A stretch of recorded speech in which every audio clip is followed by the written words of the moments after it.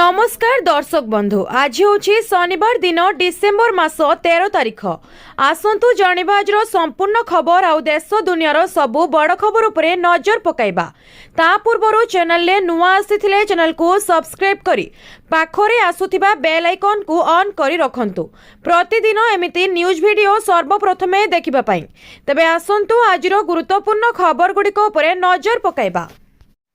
आजर प्रथम खबर रही आईआरसीटीसी आणुछि नुआ नियम मिलिबो एही सबु सुविधा। ट्रेन ले यात्रा करिबा समय रे आउ खाइबा समस्या भोगिबाकू पड़िबो नाही। एणिकी फ्लाइट भली खाद्यर मजा ट्रेन ले मध्य पाइबे यात्री। India railway catering and tourism corporation यात्री मानक पई एक बड़ परिवर्तन आणुछि जहा आपणक द्वारा यात्रा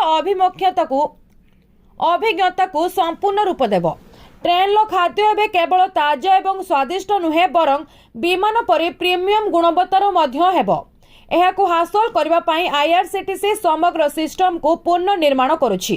एही परिवर्तन को पैराडाइम शिफ्ट बोली नाम दिया जायछि। आईआरसीटीसी प्रतिदिन प्राय 1.65 नियुत यात्री को सेवा प्रदान करे। एबे बड़ स्तर रे उन्नत गुणवत्ता सुनिश्चित करबा पई खाद्य प्रस्तुति एवं परिवेषण प्रक्रिया को एबे संपूर्ण पृथक करा जाउछि। एहार अर्थ होछि खाद्य वृत्तिगत F&B ऑपरेटर मानक द्वारा प्रस्तुत करा जिवो एवं आईआरसीटीसी दल द्वारा यात्री मानक निकट रे पहुंचा जिवो। एही नूतन व्यवस्था अधीन रे देशव्यापी अनेक प्रसिद्ध रेस्टोरेंट चेन विमान कैटरिंग कंपनी एवं शिल्प रोषेई घर एबे ट्रेन पई खाद्य प्रस्तुत करुछंती। परवर्ती खबर रही शीतरे थरुछि सारा ओडिशा। दारिंगीबाड़ी रे तुषारपात। जी उदयगिरी रे सर्वनिम्न तापमात्रा रेकर्ड। हाड़भंगा शीतरे अस्तव्यस्त जनजीवन बढ़ुछि शीत। शीतर कहर रे थरुछि सारा ओडिशा। सकाळ प्राय 8टा बेल जाए राज्यर किछि स्थान रे कुहुडी ढांकी रहिथिबार देखिबाकू मिलिछि, जेउथि पई जानवाहन चलाचल रे असुविधा देखा देछि। सारा राज्य रे शीतर अल्पे बहुत प्रकोप देखा देछि। राजधानीर सामान्य बढ़िला पारद। गतकाली भुवनेश्वर रे तापमात्रा 13 डिग्री थिबा बेले आज 14 डिग्री रहिथिला। एहा परे मध्य शीतर लहरी जारी रहिछि। अन्यपटे जदि कोरापुट कथा विचार करिबा सेठारे असंभव प्रकार शीत अनुभव हेउछि। नालको दामनजोड़ी तापमात्रा 3 डिग्री रेकर्ड करा जायछि। लमतापुरे तापमात्रा 4 डिग्री रेकर्ड होइछि। झारसुगुड़ा रे मध्य अस्तव्यस्त करुछि शीत।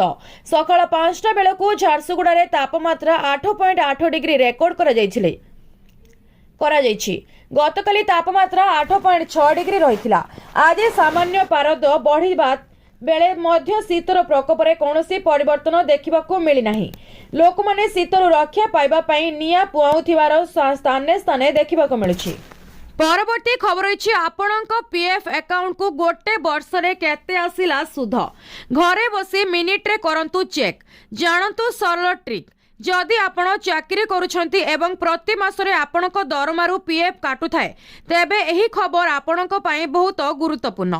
पीएफ हेउछि एक संचय जहा धीरे धीरे एक यथेष्ट पांठी रे परिणत हुए, किंतु अधिकांश लोक प्रति वर्ष सेमानक पीएफ अकाउंट रे केते सुध जमा हेउछि ताहा देखि पारंती नाही। भलो खबर हेउछि जे आपण एबे केवल 1 मिनिट रे आपणक घरे बसी आराम रे आपणकर पीएफ बैलेंस एवं सुध उभय सहज जांच करि परिबे। खबर हेउछि जे सरकार नूतन आर्थिक वर्ष रे सुध हार वृद्धि करबाकू विचार करूछंती, जहा लक्ष लक्ष कर्मचारी को पई आश्वस्ति होई पारे। पीएफ उपरे कोन सुधार प्रदान करा जाउछि। ईपीएफओ आर्थिक वर्ष 2024 रु 25 पई 8.25% सुध हार स्थिर करिछि। एही हार गत वर्ष मध्य समान थिला।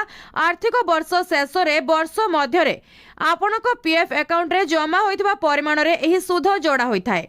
परवर्ती वर्ष पई सुध हार उपरे निष्पत्ति फेब्रुआरी 2026 रे हेबाकू थिबा ईपीएफओ बैठक रे नियाजिबो बोली आशा करा जाउछि। वर्तमान पीएफ योजनार दरमा सीमा 15,000 अटे। एहार अर्थ होछि जे जेकोनोसी व्यक्ति जहार मूल दरमा एवं डीए मिसी 15,000 पर्यंत हेउछि से पीएफ योजनार योगदान करबाकू योग्य हेबे। परवर्ती खबर रही जनवरी 2026 रे केंद्रीय कर्मचारी मानकू लागी पारे झटका। डीए को नहीं आसिला बड़ अपडेट। निष्पत्ति नेले सरकार। नूतन वर्षर प्रथम मासरे केंद्र सरकारी कर्मचारी एवं पेंशन भोगी माने एक बड़ झटका दे पारंती। जनवरी 2026 रे डीए वृद्धि एपर्यंत सबुठारु सर्वनिम्न दरमा वृद्धि होई पारे। वर्तमान केंद्र सरकारी कर्मचारी पई महंगा भत्ता 58% अछि। सूत्र अनुसार जनवरी 2026 रे एहा 2% वृद्धि पाई 60% रे पहुंची पारे। 7 वर्ष मध्यरे सर्वनिम्न वृद्धि जदि जनवरी डीए वृद्धि आकलन अनुसार हुए तेबे यह गत 7 वर्ष मध्यरे सबुठारु सर्वनिम्न वृद्धि हेबो। प्रति वर्ष डीए किपरि वृद्धि पाए? डीए को मूल दरमार प्रतिशत भाव में गणना करा जाए एवं वर्ष को 2 थर संशोधन करा जाए, थरे जनवरी रे एवं द्वितीय थर जुलाई रे। अष्टम वेतन कमिशन पाई अपेक्षा। अष्टम वेतन कमिशन गठन एवं एहार शर्तावली अनुमोदन पर केंद्र सरकार महंगा भत्ता एवं महंगा सहायता परिमाण रे एक सामान्य वृद्धि करिवे। अष्टम वेतन कमिशन कार्यकारी हेले नियम अनुसार वर्तमान डीए मूल दरमारे अंतर्भुक्त हेबो एवं शून्य रु गणना करा जिवो। परवर्ती खबर होइछि ग्राहकों पई खुशी खबर। कमिला सुना दर जानतु केते? भारत रे सुना मूल्य ह्रास पाइछि। नुआ दिल्ली रे 24 कैरेट सुनार मूल्य प्रति ग्राम प्राय 11 ह्रास पाइछि एवं वर्तमान एहा प्रति ग्राम 13,020 टंका होइछि। रूपा मूल्य रे वृद्धि परिलक्षित होइछि। 1 किलोग्राम रूपार मूल्य प्राय 2,000 टंका वृद्धि पाइछि एवं एहा प्रति किलोग्राम 2,01,000 टंका रे पहुंचिछि। भारत रे 24 कैरेट सुनार 1 ग्राम रो मूल्य प्रति ग्राम 13,020 टंका रही। बुधवार रे प्रति ग्राम 13,031 टंका थिला। प्रति ग्राम 11 टंका ह्रास पाइछि। गुरुवार रे भारत रे 1 ग्राम 22 कैरेट सुनार मूल्य 11,935 टंका थिला, जहा बुधवार रो 11,954 प्रति ग्राम तुलन रे 10 टंका ह्रास पाइछि। भारत रे गुरुवार रे 1 ग्राम 18 कैरेट सुनार मूल्य 9,765 टंका थिला। बुधवार 9,737 प्रति ग्राम तुलन रे 1 टंका ह्रास पाइछि। गुरुवार 10 ग्राम एवं 1 किलो रूपार मूल्य 2,01,000 टंका थिला। परवर्ती खबर होइछि डायबिटीज रोगी पई खुशी खबर। सर्जरी रे रोग भल हेबा नै एम्स डाक्तरंक घोषणा। पूर्वरु एक कथा थिला जे जेउ व्यक्ति को थरे डायबिटीज हुए ताहा जीवन सारा रही जाए। आज पर्यंत डायबिटीज रो कोनोसी चिकित्सा नाही। जदि जने व्यक्ति को थरे डायबिटीज हुए ताहाले औषध डाएट बा एवं लाइफस्टाइल कंट्रोल करा जाई थाए।